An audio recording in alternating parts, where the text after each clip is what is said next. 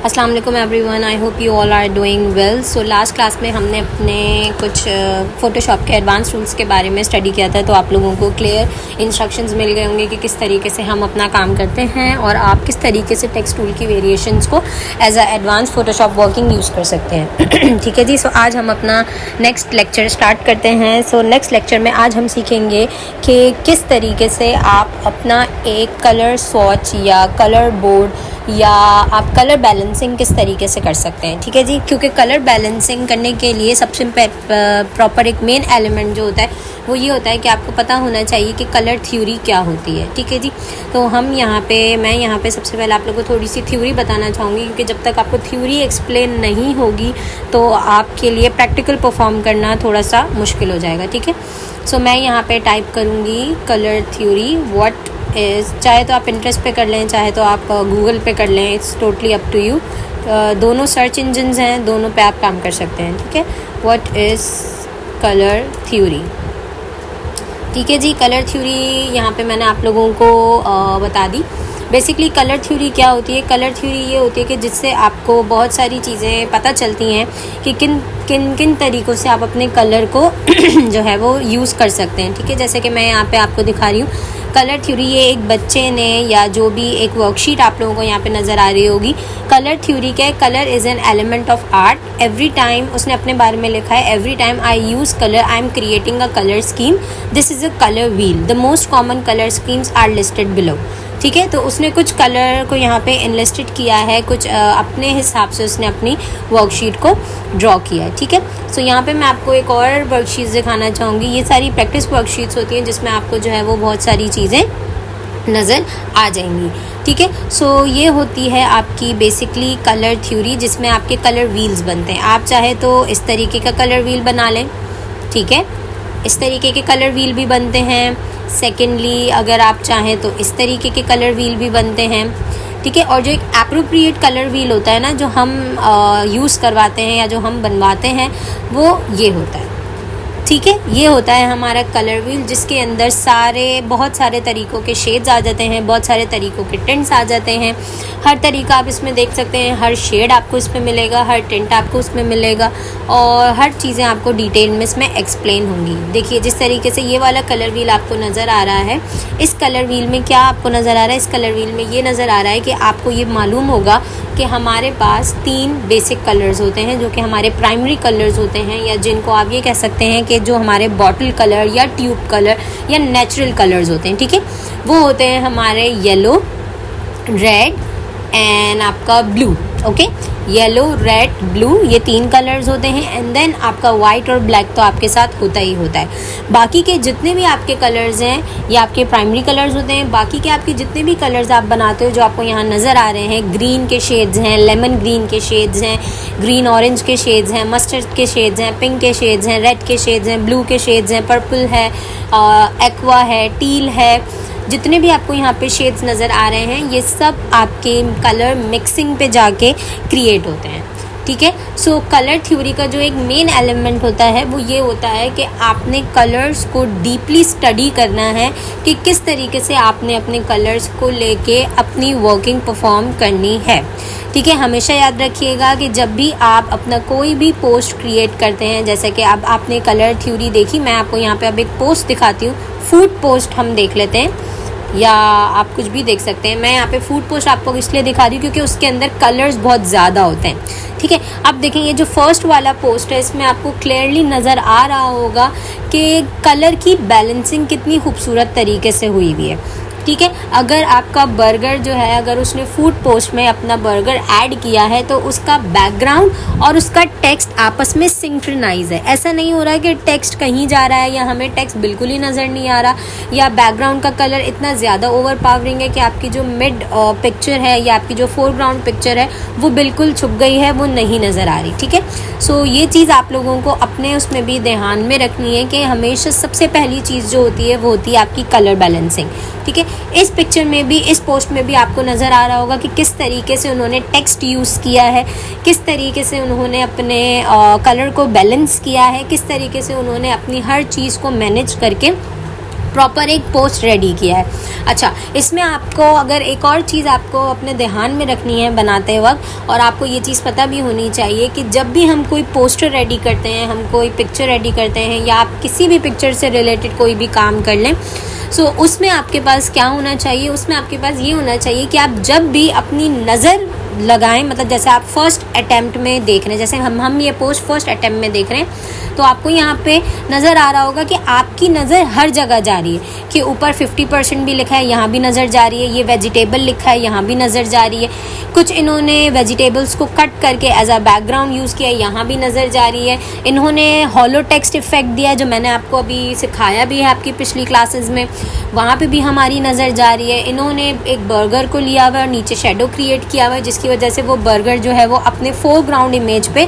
जो है वो एक मेन एलिमेंट शो कर रहा है, ठीक है, हमारी वहाँ भी नज़र जा रही है। ऐसा नहीं है कि हमारी नज़र सिर्फ बर्गर पे जा रही है और हमारे टेक्स्ट छुप रहा है, या हमें नज़र नहीं आ रहा है, या हमारे लिए कलर इतना ज़्यादा ओवर पावरिंग है कि हमारी आंखों में चुभ रहा है, ऐसा नहीं है। उन्होंने जो भी अपने बैकग्राउंड, अपने फोरग्राउंड को देखते हुए अपने बैकग्राउंड के कलर बहुत ज़्यादा, बहुत खूबसूरती से बैलेंस किए हैं। इसी तरीके से इसी चीज़ को कहते हैं कलर बैलेंसिंग। अब आपके पास दो तरीके होते हैं, या तो आप सेम कलर पैलेट यूज़ कर लें, या तो आप कंट्रास्ट कलर पैलेट यूज़ कर लें, ठीक है। मैं आपको अभी थोड़ी देर में बताऊंगी कि कलर्स की डिफ्रेंशिएशन किस तरीके से होती है। सेम कलर पैलेट का मतलब है, जैसे आप यहाँ देख रहे हैं कि सबसे इस पूरी पिक्चर में सबसे डार्क जो कलर है वो है आपका ब्राउन, ठीक है, जिस पे बर्गर लिखा हुआ है। सो सबसे डार्क कलर आपका ब्राउन है। वो ब्राउन इन्होंने कहाँ से लिया है, इनकी पैटी या इनके जो बन का नीचे वाला पार्ट है वहाँ से इन्होंने लिया है। बट वो जो ब्राउन है वो, और जो बन और पैटी का ब्राउन है वो थोड़ा सा डिफरेंट है। क्यों? क्योंकि जब भी आप किसी सेम कलर के ऊपर सेम एलिमेंट ड्रॉप करेंगे तो वो चीज़ इतनी ज़्यादा अट्रैक्टिव या नहीं नज़र आएगी। तो इससे बेहतर ये है कि जब भी हम कोई कलर ऐड करते हैं तो हमें उनके सेम शेड्स और सेम टिंट्स के साथ प्ले करना होता है। शेड्स क्या होते हैं, टिंट्स क्या होते हैं, ये भी मैं आपको थोड़ी देर में बताऊंगी। अभी आप सिर्फ इतना समझ लीजिए कि जब भी हम पोस्ट क्रिएट करते हैं तो आपके पास दो ऑप्शंस हैं, या तो आपके पास कलर्स आप जो चूज़ कर रहे हैं वो सेम होने चाहिए, सेम इन अ सेंस उनके कुछ शेड्स होने चाहिए, चाहे तो आप लाइटर टोन यूज़ कर लें, चाहे तो आप डार्कर टोन यूज़ कर लें, ठीक है। अब यहाँ पे आपको कुछ रेड एलिमेंट भी नज़र आ रहा होगा, जैसे उन्होंने ऑर्डर नाउ जो लिखा हुआ है वो रेड पे लिखा हुआ है, वेजिटेबल जो लिखा हुआ है वो रेड पे लिखा हुआ है, ठीक है। सो ये क्या होते हैं, ये आपके सब्सटीट्यूट कलर्स होते हैं जो इतने ज़्यादा ओवर पावरिंग नहीं होते, बट हाँ वो आपके कलर के साथ, जो आपने कलर चूज़ किया है उसके साथ बैलेंस क्रिएट करते हैं। एक ये होता है। दूसरी चीज़ होती है आपको जैसे कि ये नज़र आ रही है। अब ये अगर आप सोशल पोस्ट देखें तो इसमें देखें आपके पास मल्टीपल कलर्स हैं। इसमें आपके पास मस्टर्ड है, ग्रीन है, ऑरेंज है, येलो का शेड है, थोड़ा सा रेड ऑरेंज का शेड है, ठीक है। सो ये सारे इसके अंदर आपके पास मल्टीपल ऑफ कलर्स हैं। सो आप इस तरीके से भी अपनी कलर बैलेंसिंग कर सकते हैं। आपको बस ये याद रखना है, आपको आपका मोटिव क्लियर होना चाहिए और आपके दिमाग में ये चीज़ क्लियर होनी चाहिए कि आप जो कलर यूज़ कर रहे हैं वो आपस में सिंक्रोनाइज करेंगे या नहीं करेंगे। ऐसा नहीं होना चाहिए कि आपने ब्राउन के साथ वो यूज़ कर लिया आपका मैरून कलर या डार्क रेड कलर और वो उसके साथ सिंक्रोनाइज नहीं कर रहा, क्योंकि ऑब्वियसली आपका जो ब्राउन होता है वो इटसेल्फ एक वार्म कलर है और जो आपका डार्क मैरून कलर है वो भी इटसेल्फ एक वार्म कलर है। दोनों सेम फैमिली से बिलोंग नहीं करते हैं, लेकिन दोनों का जो अपना टेक्सचर है, दोनों की जो अपनी एक इंटेंसिटी है वो बिल्कुल सेम है, ठीक है। सो आपने ऐसा बिल्कुल नहीं करना, अपनी सारी चीज़ों को मैनेज करना है। और सबसे मेन इम्पॉर्टेंट होता है आपका कलर। जितने ज़्यादा आपके कलर और आपका टेक्स्ट, जितना ज़्यादा आपका कलर और आपका टेक्स्ट इन्हेंस होगा, नज़र आएगा, उतना ज़्यादा अट्रैक्टिव लगेगा। अब आप देखें इस पोस्ट में भी आपको ऊपर नज़र आ रहा होगा कि उन्होंने हॉलो टेक्स्ट इफेक्ट का यूज़ किया, जो मैंने आपको आपकी प्रीवियस लेक्चर में बताया भी था। इसीलिए मैंने आप लोगों को टेक्स्ट को लेके बहुत ज़्यादा चीज़ें एक्सप्लेन की हैं और मज़ीद कुछ ऐसी चीज़ें हैं जो मैं मज़ीद आगे एक्सप्लेन करना चाहूँगी, जिससे आप लोग के जो पोस्ट हैं उनमें जो है वो अट्रैक्शन पैदा होती है। क्योंकि आप देखें जितने भी पोस्ट हमें यहाँ पर नज़र आ रहे हैं सब के साथ एक पिक्चर है एंड जो भी उन्होंने अपना कार्ड प्ले किया हुआ है एज अ टेक्स्ट प्ले किया हुआ है, ठीक है। पिक्चर का अपना काम है। ये वाली देखें, ये मैंने आपको मेरा जो प्रीवियस लेक्चर है उसमें ही मैंने आपको ये डिस्क्राइब किया है कि किस तरीके से आप अपना एक जो आपका टेक्स्ट इफेक्ट है वो कैसे दे सकते हैं। सो सबसे इम्पॉर्टेंट जो as a designer, as a worker, important element जो होता है वो होता है आपका टेक्स्ट। ठीक है, पिक्चर आपकी होना अच्छी बात होती है, बट जितना अच्छा आपका टेक्स्ट होगा उतना अच्छा आपके लिए और ज़्यादा यूज़फुल रहेगी ये चीज़। आई होप कि आपको समझ में आया होगा कि आप कलर बैलेंसिंग किस तरीके से करते हैं। तो हम चलते हैं कलर के नेक्स्ट टॉपिक की तरफ। ओके जी, कलर के नेक्स्ट टॉपिक के लिए हम यहाँ पे जो हमने कलर व्हील निकाला था हम वो चूज़ कर लेते हैं। बैक पे जाके जो हमारा कलर व्हील है ये फूड पोस्ट के पहले, ठीक है, ये वाला जो कलर व्हील है, ताकि मैं आप लोगों को बता सकूं कि कितने तरीके के शेड्स और कितने तरीके के टिंट्स और किस तरीके की पिक्चर होती है, और आप किस तरीके से अपने कलर्स को रीड कर सकते हैं और आपके लिए वो यूज़फुल भी रहेगा और आपको वो चीज़ क्लियर भी हो जाएगी। ठीक है, तो मैंने यहाँ पे अपनी पिक्चर सेव कर ली है। And then what I have to do, simply I firstly get my Photoshop open, जो ऑलरेडी मैंने ओपन किया हुआ है, and then I'll open a new document by pressing Ctrl N in my keyboard in my laptop and just click on a create. Then what you have to do, the first thing is must that you have to unlock your layer by pressing Alt double click.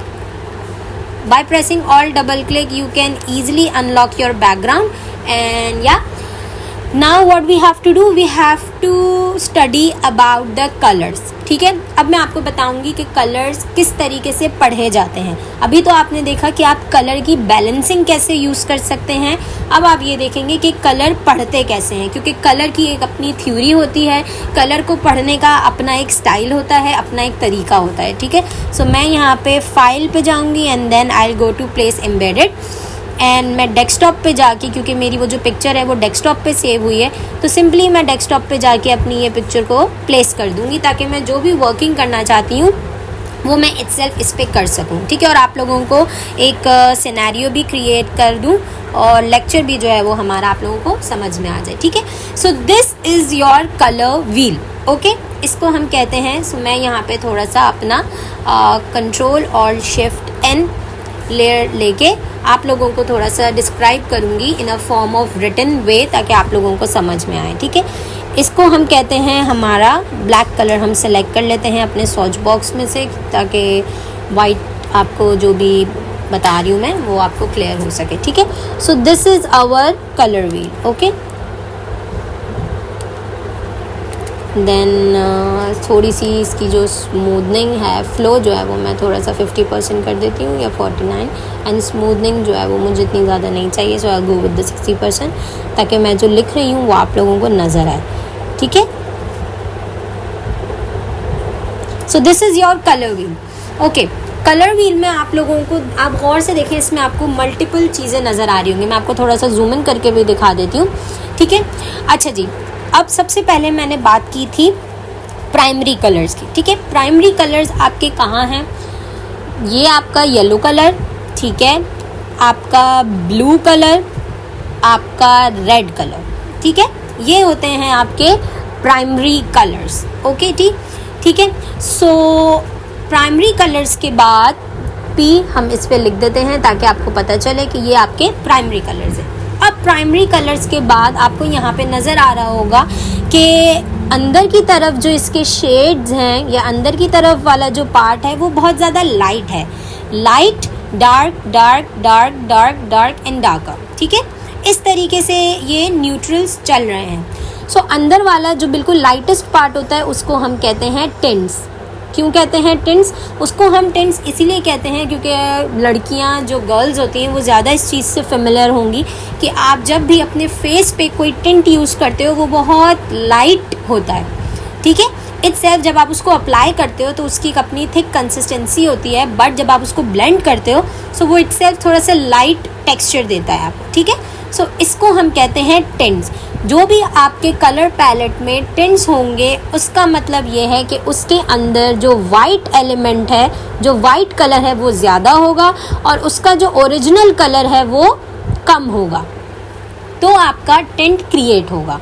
ठीक है, अब आप देख रहे होंगे बीच में आपको एक नॉर्मल सा पोर्शन नज़र आ रहा है जो कि ना इतना लाइट है ना इतना डार्क है, बिल्कुल मिडिल पोर्शन में है, बिल्कुल मिडिल पे है, ना कि वो उसमें आपको लग रहा है कि इतनी ज़्यादा शेडो दिया हुआ है, इतना ज़्यादा ना कि उसमें आपको टिंट नज़र आ रहा होगा। तो इसको हम कहते हैं टोन। ओके, इसको हम कहते हैं tone. Tone in a sense, tone का मतलब होता है थोड़ा सा ग्रे एलिमेंट, ना तो वाइट इतना ज़्यादा है, ना तो ब्लैक इतना ज़्यादा है, ना तो उसमें कलर अपना इतना ज़्यादा है, बैलेंस चल रहा है। एक न्यूट्रल शेड्स होते हैं जिन पे आप वर्किंग कर सकते हो इजीली और बहुत अच्छी कलर पैलेट निकाल सकते हो। ठीक है, लास्टली आपको यहाँ पे नज़र आ रहा होगा, ये जो आपका लास्ट वाला सर्कल है, यहाँ पे आपको सिर्फ डार्कर शेड्स नज़र आ रहे होंगे। ठीक है, why? Because these all are your shadows. ठीक है, आपको जब भी अपने कलर में कोई शेडो क्रिएट करना है, कोई आपको अपने कलर में डार्क एलिमेंट यूज़ करना है, तो आप शेडोज़ की तरफ जा सकते हैं। शेडोज़ का मतलब क्या होता है, इसमें ब्लैक एलिमेंट ज़्यादा होता है एंड कलर का जो अपना एलिमेंट होता है ओरिजिनल वो कम होता है। ठीक है, so these are 3 things that you have to be in take it in your mind, just like shadow, tone and tints. These 3 things are very important if you are working with the color theory or if you are working with the color palette. Okay, second terminology क्या होती है इसकी, जो आपका original colour होता है। For example मैं बस अपने अंदाजे से, अगर आपका ये वाला येलो कलर ओरिजिनल कलर है तो इसको हम कहते हैं ह्यू, HUE, ह्यू। ठीक है, ह्यू का मतलब होता है आपका ओरिजिनल कलर जो आपको डायरेक्ट सनलाइट से मिलता है, या जो आपका बॉटल कलर होता है या ट्यूब कलर होता है, उसको हम कहते हैं ह्यू। ठीक है, ह्यू के बाद जो इसकी ऊपर वाली आपको नज़र आ रही है, जो ऊपर डार्कर है नीचे लाइटर है, सो ये सारी चीज़ों को हम कहते हैं सैचुरेशन। कितनी ज़्यादा आपने उसके अंदर सैचुरेशन इन्हेंस करनी है। सैचुरेशन का मतलब होता है intensity of a colour shade, कि कितना डार्क आप कलर चाहते हैं, कितना लाइट आप कलर चाहते हैं, ये सारी चीज़ें आपके सैचुरेशन पे डिपेंड करती हैं। ठीक है जी, सो जो आपका मेन कलर होता है उसको हम कहते हैं ह्यू, और जो आपका लाइटर और डार्कर कलर है उसको हम कहते हैं सैचुरेशन। ठीक है, अब आपने एक और चीज़ भी ध्यान में रखनी है कि प्राइमरी कलर्स के बाद जो आपके पास कलर्स आते हैं उनको हम क्या कहते हैं। ठीक है, प्राइमरी कलर आपके पास एक कलर है, प्राइमरी कलर के पास आपके पास जो कलर आते हैं, एक होता है आपका मोनोक्रोमैटिक,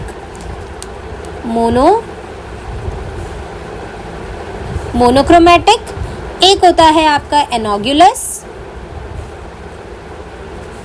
एनोगुलस कलर पैलेट, एक होता है आपका कॉम्प्लीमेंट्री कलर पैलेट, कॉम्प्लीमेंट्री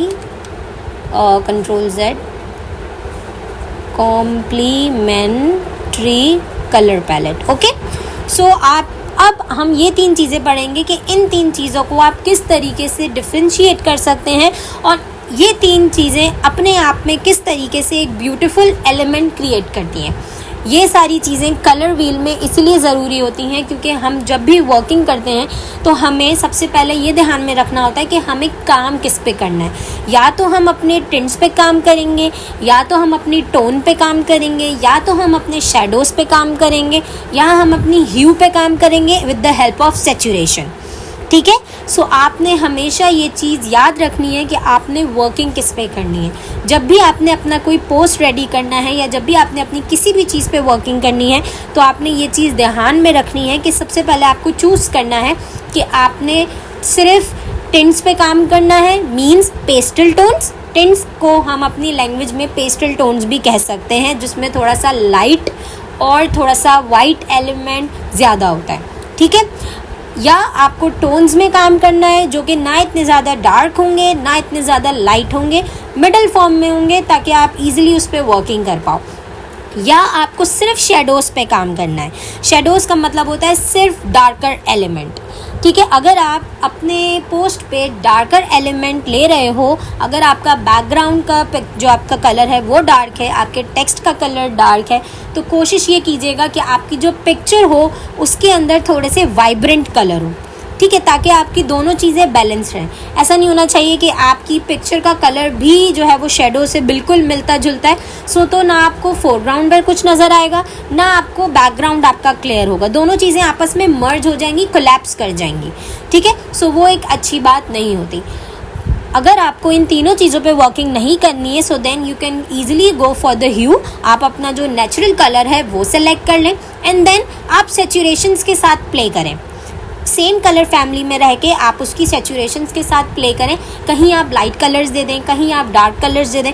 अगर आपकी जो पिक्चर है उसके अंदर कोई ऐसा एक पॉपअप कलर है, जैसे रेड एक पॉपअप कलर होता है, आपका ब्लू एक पॉपअप कलर है, आपका पर्पल एक पॉपअप कलर है, अगर इस तरीके का कोई पॉपअप कलर एलिमेंट्स हैं तो आप वो भी ऐड कर सकते हैं। ठीक है जी, सो अब हम पढ़ते हैं कि हमारे ये जो मोनोक्रोमैटिक, एनॉग्युलस और कॉम्प्लीमेंट्री कलर्स हैं, इनको आप कैसे पढ़ेंगे।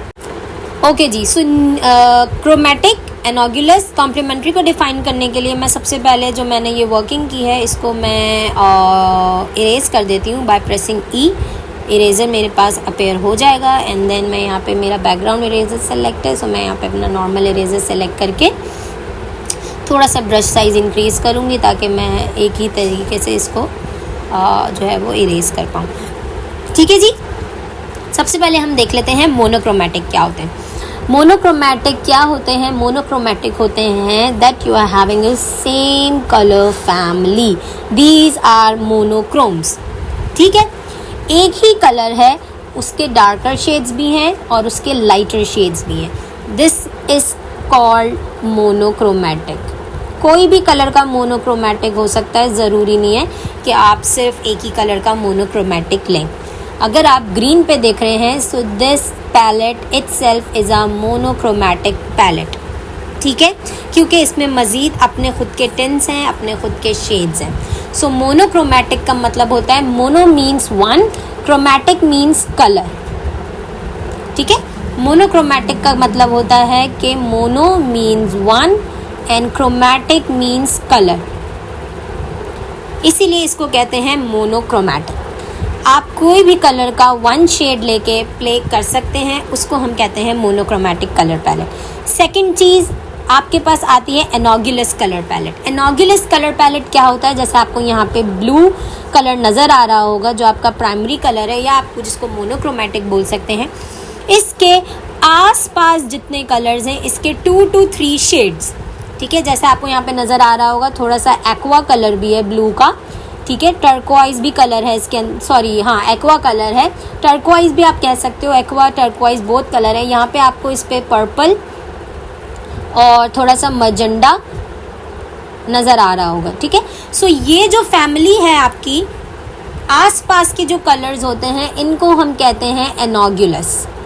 ठीक है, इनको हम कहते हैं एनॉग्युलस कलर पैलेट। ओके, एनॉग्युलस की स्पेलिंग थोड़ी सी एनॉग्युलस। ठीक है, इनको हम कहते हैं एनॉग्युलस कलर पैलेट।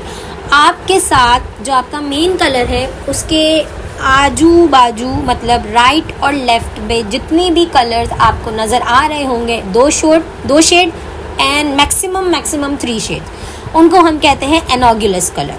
ठीक है जी, कॉम्प्लीमेंट्री कलर्स क्या होते हैं? कॉम्प्लीमेंट्री कलर्स ये होते हैं, जैसा कि आपने देखा होगा कि हम जब भी कोई चीज़ डिज़ाइन करते हैं या हम कुछ भी डिज़ाइन करते हैं, सो उसके कुछ कॉन्ट्रास्टिंग कलर्स होते हैं। ठीक है, जैसे आपको पता होगा कि पर्पल का जो कॉन्ट्रास्ट होता है वो येलो होता है, इसी तरीके से रेड का जो कॉन्ट्रास्ट होता है वो ग्रीन होता है।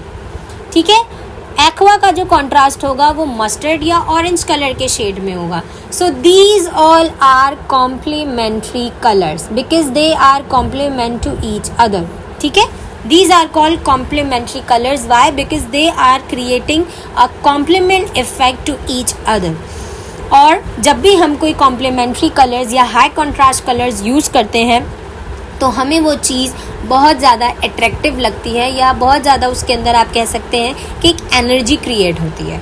ठीक है, आपने कभी डेंजर के पोस्ट देखे होंगे। डेंजर के जितने भी एलिमेंट्स होते हैं वो रेड कलर से दिखाई देते हैं। ठीक है, ज़्यादातर रेड कलर से या ब्लैक कलर से।